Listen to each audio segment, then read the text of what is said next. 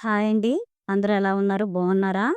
రోజు నేను ఉత్తరాంధ్ర స్పెషల్ చట్నీ అయితే చేసి చూపిస్తున్నానండి. చాలా టేస్టీగా, చాలా కమ్మగా ఉంటది. నేను ఈ జిల్లాకొచ్చిన తర్వాత నాకు నచ్చిన చట్నీ, నేను మెచ్చిన చట్నీ ఈ ఒక్క చట్నీయేనండి. చాలా టేస్టీగా ఉంటదనమాట. శ్రీకాకుళంలో అతి పెద్ద హోటల్ అండి 'శ్రీరామ హోటల్'. ఆ 'శ్రీరామ హోటల్' స్టైల్‌లో అయితే ఈరోజు మీకైతే చట్నీ చేసి చూపిస్తున్నాను.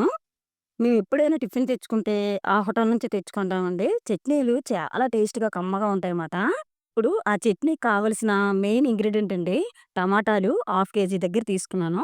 ఉల్లిపాయలు ఒక 4, 5 ఉల్లిపాయలు, పెద్ద ఉల్లిపాయలే తీసుకోవాలండి. తీసుకున్న టమాటాల్ని చిన్న ముక్కలుగా కట్ చేసుకోండి. చాలా చిన్న ముక్కలుగా కట్ జేసుకోవాలి.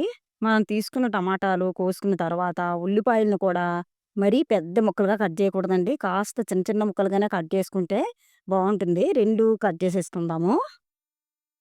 ఉల్లిపాయలను కూడా చూసారు కదా! ఆ విధంగా కట్ చేసుకోవాలండి. అంతకంటే మరీ చిన్నవి కట్ చేయకూడదు. అంతకంటే మరీ పెద్దవి కట్ చేసుకోకూడదండి. మనం మిక్సీ పట్టుకునేటప్పుడు మెత్తగా నలిగించుకోవాలండి టమాటాని, ఉల్లిపాయలని. అందుకే మరీ పెద్దవి కట్ చేయకూడదు. అలాగని చిన్నవి కూడా కట్ చేసేయకండి. ఇప్పుడు మనం కట్ చేసుకున్న టమాటా ముక్కల్ని, ఉల్లిపాయ ముక్కల్ని వేసుకొని మిక్సీ పట్టేసుకోవాలి. ఉల్లిపాయల ముక్కలను కూడా వేసుకోండి. ఉల్లిపాయల ముక్కలు కూడా వేసుకొని చాలా మెత్తగా ఉండాలండి. కొన్ని పచ్చిమిరపకాయలేసుకోవాలి. ఒక 4, 5 ఒక ఇంచి అల్లం ముక్కను వేసుకోవాలి. ఒక 2 టీ స్పూన్ల దగ్గర ఉంటదండి జీలకర్ర వేసుకోవాలా. ఒక మీడియం సైజ్ ఎల్లుల్లిపాయన్ని ఏసుకోవాలి. కొద్దిగా ఒక చిన్న నిమ్మకాయ సైజ్ అంతా చింతపండును కూడా వేసుకొని మెత్తని పేస్ట్‌లా పట్టుకోవాలండి. ఉన్న ఉల్లిపాయలు, టమాటాలు ఉంచండి. ఫస్ట్ ఇది పేస్ట్‌లా పట్టుకున్న తర్వాత ఆ ఉన్న టమాటాలని, ఉల్లిపాయలని వేరేగా మళ్ళీ మిక్సీ పట్టుకోవాలి. మిక్సీ పట్టగా ఉన్న ఉల్లిపాయ ముక్కల్ని, టమాటా ముక్కల్ని వేసుకొని మీ కారానికి తగ్గట్టుగా ఎండుమిర్చిని ముందుగా నానబెట్టుకోవాలండి 1 అవరు. నానబెట్టుకొని ఎండుమిరపకాయలనేసుకొని మెత్తని పేస్ట్‌లా పట్టేసుకోవాలి. నేను చూపించాను కదా! ఆ విధంగా. ఇప్పుడు కళాయి పెట్టుకొని ఒక 2 టీ స్పూన్‌ల ఆయిల్ వేసుకోవాలి. ఆయిల్ వేసుకున్న తర్వాత ఒక 2 టీ స్పూన్‌లు జీలకర్ర వేసుకోవాలండి. జీలకర్ర కాస్త ఎక్కువ పడుతుంది. ఇప్పుడు సన్నగా కట్ చేసుకోవాలి. ఓ 4, 5 పచ్చిమిరపకాయ ముక్కలను వేసుకొని బాగా ఎర్రగా ఏయించుకోవాలండి. పసుపయితే పావు టీ స్పూన్ వేసుకోవాలి. కొంచెం కరివేపాకు కూడా వేసుకొని బాగా ఏగనివ్వాలండి.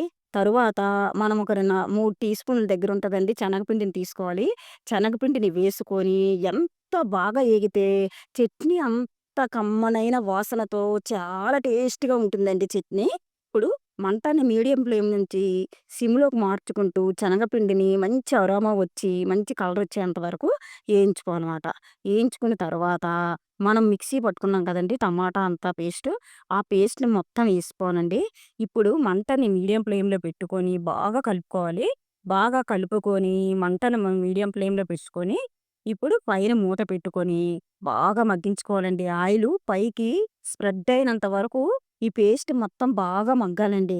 మగ్గిన తరువాత మళ్ళీ మూత తీసి చూడాలి. అప్పుడప్పుడు కలుపుకుంటా ఉండాలండి. ఎందుకంటే అడుగు పట్టేస్తది.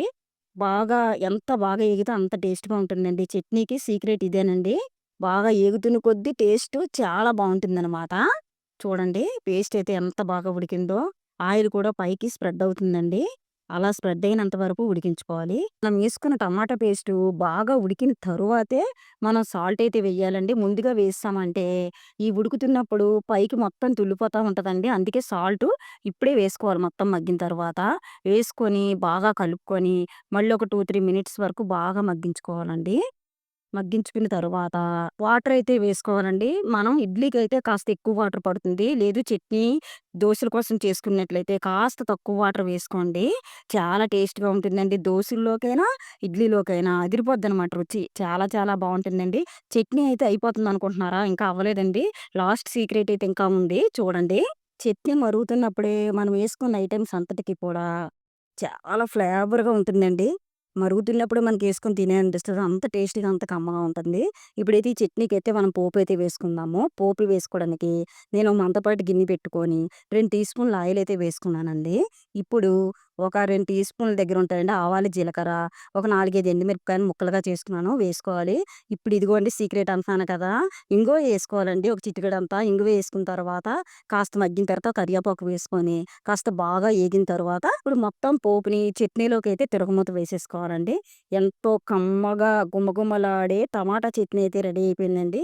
చాలా టేస్టీగా, చాలా కమ్మగా ఉంటదండి. నన్ను నమ్మి మీరు ఈ విధంగా ఒక్కసారి ట్రై చేశారంటే మళ్ళీ, మళ్ళీ ట్రై చేస్తారండి. నా ఛానెల్‌లో పెట్టిన వీడియోస్ మీకు నచ్చినట్లయితే ప్లీజ్ అండి లైక్ చేయండి, షేర్ చేయండి, కామెంట్స్ పెట్టండి, సబ్స్క్రైబ్ చేయండి. నోటిఫికేషన్ కోసం అయితే గంట సింబల్‌నైతే యాక్టివేషన్ చేసుకోండి. Thank you for watching.